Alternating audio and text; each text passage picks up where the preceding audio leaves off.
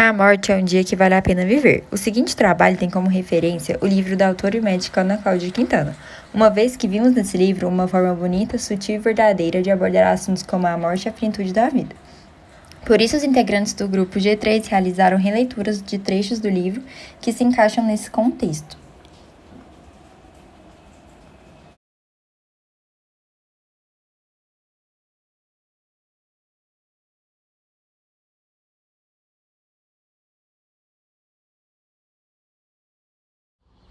O primeiro trecho que retiramos do livro, A Morte é um Dia que Vale a Pena Viver, da Ana Cláudia Quintana, foi o seguinte: no exame físico, consigo avaliar quase todos os órgãos internos de um paciente.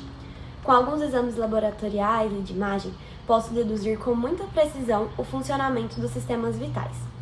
Mas, observando um ser humano, seja ele quem for, não consigo saber aonde fica sua paz, ou quanta culpa corre em suas veias junto com seu colesterol, ou quanto medo há em seus pensamentos, ou mesmo se estão intoxicados de solidão e abandono.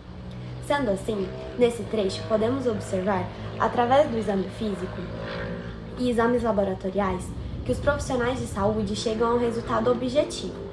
Contudo, o íntimo de cada pessoa é indecifrável, e muitas vezes é extremamente difícil compreender o que se passa no interior dos pensamentos e no coração de cada indivíduo. Sendo assim, cabe ao profissional de saúde ouvir sem julgar os seus pacientes, entendendo que nem sempre ele vai precisar de uma resposta somente orgânica, física sobre seu estado de saúde, mas também uma resposta psicológica e emocional, para buscando assim sua cura e maior saúde e qualidade de vida.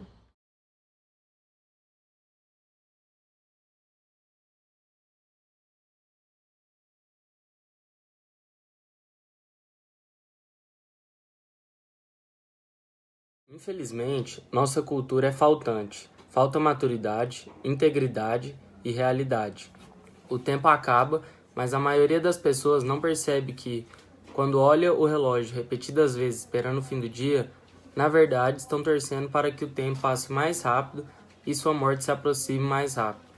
Mas o tempo passa no tempo dele, indiferente à torcida para apressar ou retardar sua velocidade. De acordo com esse trecho, é possível notar que o tempo é finito, e assim ele possui o seu próprio tempo, sendo que não é possível querer apressá-lo ou torná-lo devagar. Logo, morrer pertence à vida, assim como nascer, e a hora de cada um irá chegar em um momento oportuno. Não é preciso querer apressar a sua morte, porém, algumas pessoas com depressão podem querer que a morte chegue mais rápido. Essas pessoas devem buscar ajuda para serem assistidas da melhor maneira, uma vez que elas devem recuperar a esperança que reacende o desejo de viver todos os dias.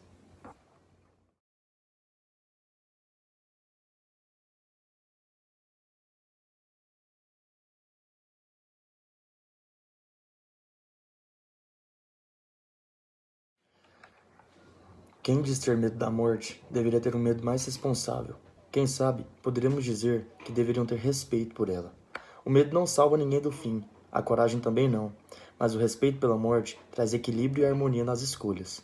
Não traz imortalidade física, mas possibilita a experiência consciente de uma vida que vale a pena ser vivida, mesmo que tenha sofrimentos aliviados, tristezas superadas por alegria, tempo de beber para celebrar, de fumar para refletir, de trabalhar para realizar-se, mas tudo na medida boa, na medida leve.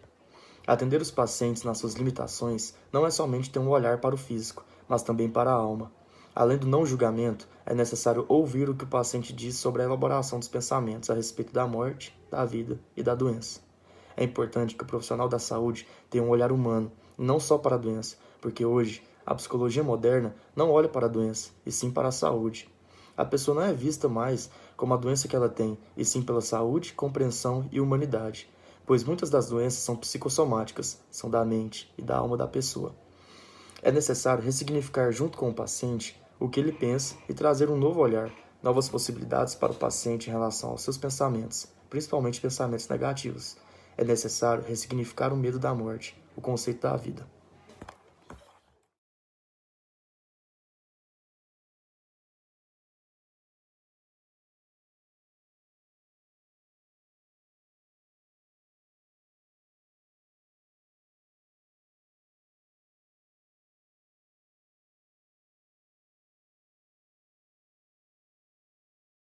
Muito se diz sobre os 4 elementos da natureza: terra, água, fogo e ar.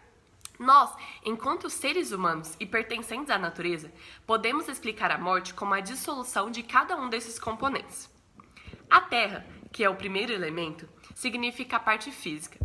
O envelhecimento é um processo natural, explicado pela medicina e resultado de transformações que podem ser as primeiras a serem vistas quando caminhamos para esse fim. Então, o corpo começa a desintegrar-se e as marcas são visíveis. Depois, temos a água, que na biologia fala-se sobre a desidratação associada à velhice, a diminuição de fluidos corporais, tornando o nosso corpo cada vez mais seco. Na dissolução do fogo, o terceiro elemento, entra as nossas células, que vão perceber a nossa finitude, mas que mesmo assim sabem que ainda existe vida e se esforçam para mostrar, mesmo que pela última vez, o seu melhor estado de funcionamento. O ar, que é o último elemento da natureza, simboliza o sopro vital, aquele que nos foi emprestado pelo Criador para que pudéssemos cumprir nossos propósitos nessa magnífica passagem por aqui. Assim que concluímos nossa missão, devolvemos o sopro a quem realmente nos criou.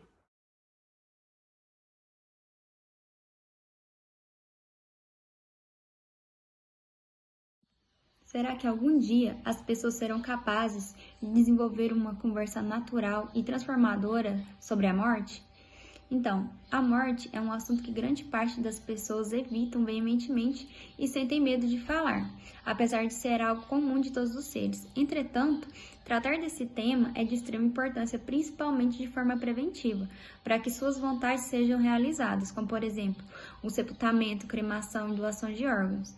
E um dos fatores que inviabilizam uma conversa natural da morte é o fato das dúvidas relacionadas a esse tema, além das diferentes crenças sobre o que acontece depois dela.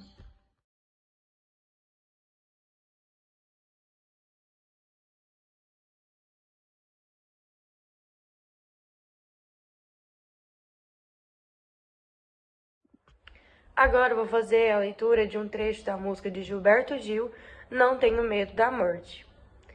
Não tenho medo da morte, mas medo de morrer sim. A morte e depois de mim. Mas quem vai morrer sou eu, o derradeiro ato meu, e eu terei de estar presente, assim como um presidente, dando posse ao sucessor, terei que morrer vivendo sabendo que já me vou. Por fim, nós do G3 gostaríamos de agradecer às professoras Marluce e Marcela pelo 4º período e pelos outros períodos também que foram muito úteis para nós até hoje e que vão continuar sendo pelos próximos períodos e até mesmo na nossa vida de formado. Obrigada e tenha uma boa tarde.